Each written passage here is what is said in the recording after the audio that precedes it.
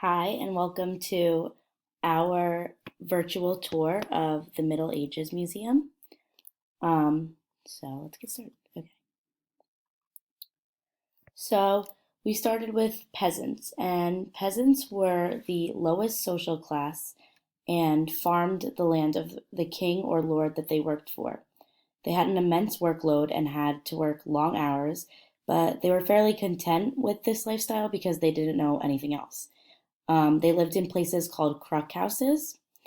Um, the homes were extremely unsuitable for living, especially in extreme cold and hot and temperatures, and they were made really poorly. So here's a picture of the peasants working the land. Some of the peasants' responsibilities were to plow the fields, harvest the corn, cut and collect wood, and they also paid rent and paid a tax to the church, which was called the tithe. And the tithe was 10% of the value of what that peasant farmed, which often hurt the peasant families and their financial situations. Next was life outside of work, and peasants didn't really have social lives, and the little free time that they got was spent at festivals, and they watched plays, jugglers, and other forms of entertainment to relax, but they really didn't get much free time, so that was barely any time.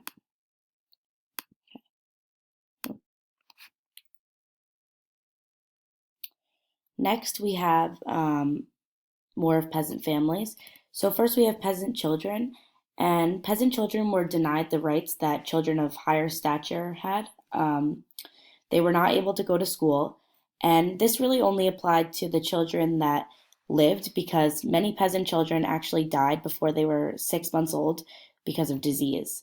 They also had small roles on fields like clearing stones from the land and chasing birds from the crops.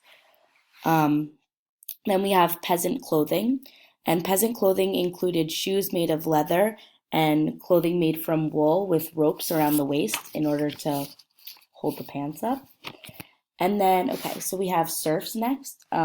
Serfs were basically just peasants that were bound to the land, and they were very similar to slaves in the way that they needed permission to leave the land and basically to do anything, and in the way that that everything on the land that they lived on belonged to the noble that owned it. So in some respect, they didn't really own anything of their own. They were different from slaves though because they couldn't be bought or sold, and they were usually, for the most part, uneducated and unskilled, and basically just did what they were told to. And actually, serfs could pay to get out of serfdom, but none of them had enough. Basically, none of them had enough money to do that. Okay, now moving on to food. Um, the royalty and nobility, quite literally, had things served on a silver platter for them. They ate food from silverware. Um, They had elaborate menus and enjoyed many rich spices such as saffron, cinnamon, um, and garlic, among others. And they also ate vegetables that were not reserved for the poor, because most vegetables were reserved for the poor. And everything was served in small, rich portions. The lower class food differed greatly, going all the way down to the plates being made of quote unquote unworthy materials, made from horn or wood. They ate foods that were said to be only for the lower class, such as bread, vegetables, and even milk. The staple lunch for the lower class consisted of bread and cheese. Moving on. Next, we're in royal life and entertainment.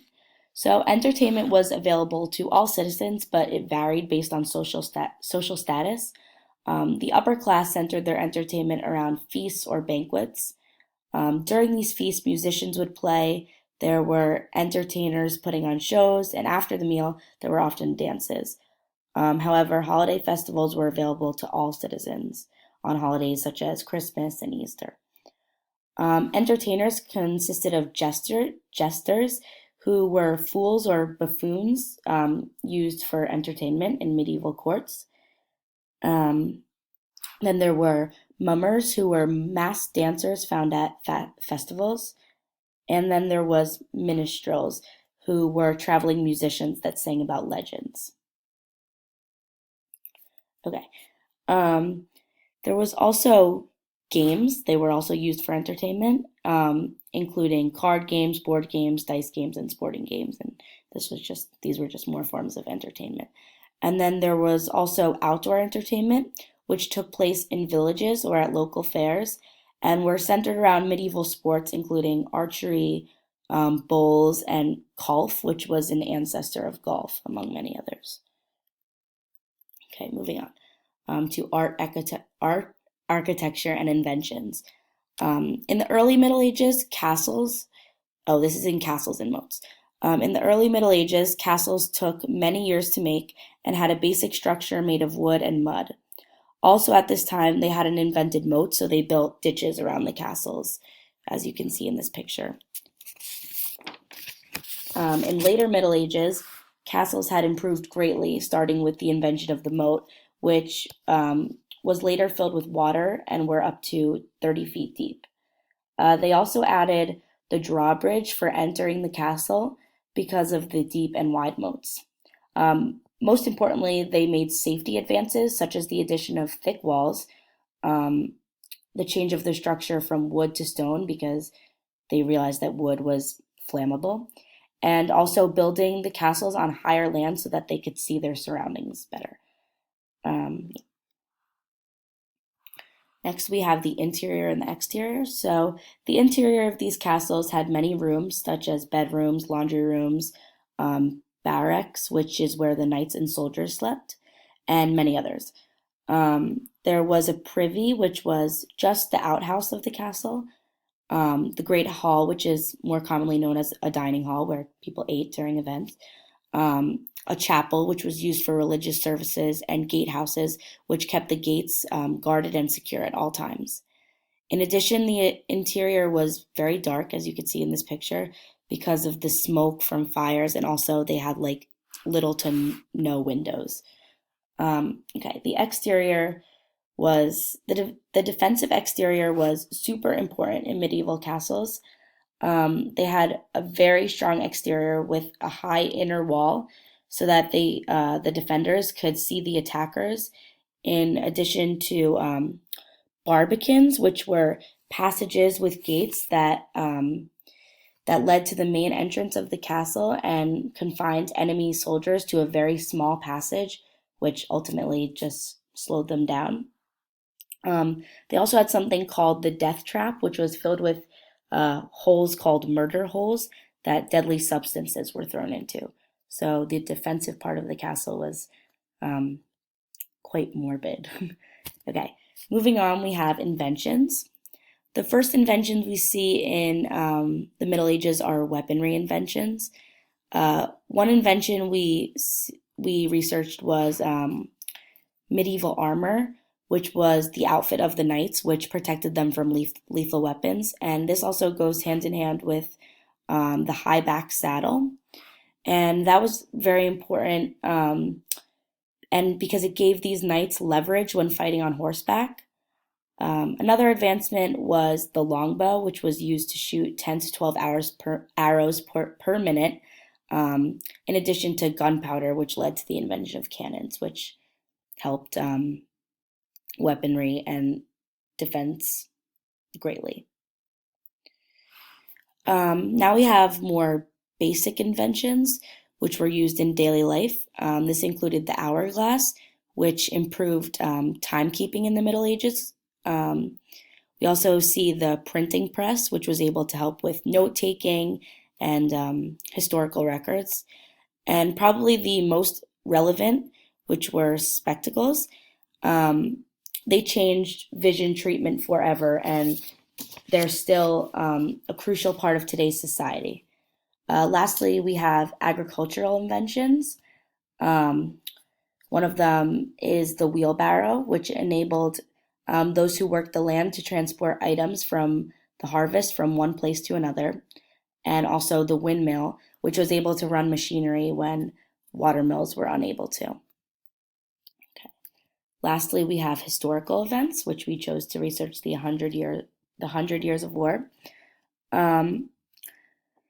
So during the late Middle Ages, the Hundred Years of War started for two reasons. One being that Edward III of England wanted to take over the French throne, and the other being that Aquitaine, a French province, belonged to the kings of England, but was also a fief to a French person, so that created conflict.